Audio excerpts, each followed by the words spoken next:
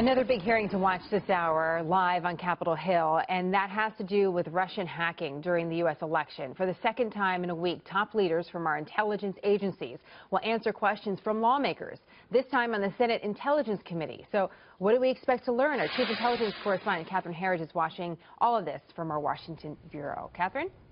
Well, thank you, Jenna. As you mentioned, the Senate Intelligence Committee is holding a hearing at this hour with the heads of the U.S. intelligence community, and this is the first time we've heard from the principals since the report went public Friday, and it's the first time we have heard directly from the FBI Director James Comey on the findings. This hearing is the first of a series by the Senate Intelligence Committee that's investigating Russian activities and intentions in cyberspace. At least 2 congressional committees have now requested the underlying raw data from the report to independently review the findings. Today we are expecting questions about the DNC server and why they blocked FBI access for the forensic review.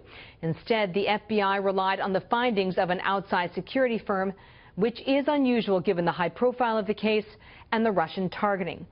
What we still don't know from the public report is this issue of timing and when the Russian President Vladimir Putin authorized the campaign to influence and undermine the U.S. elections.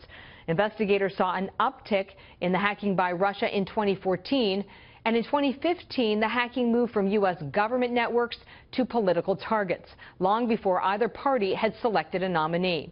And a short time ago we heard from Democrats who sit on the House Intelligence Committee.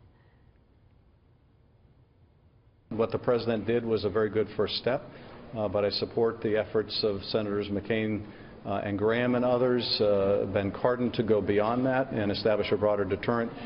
But even beyond that, I think we need to look at every vector of this Russian attack.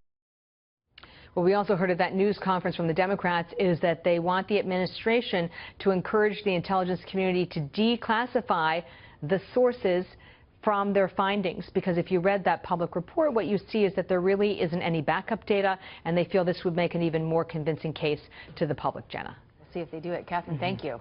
You're welcome.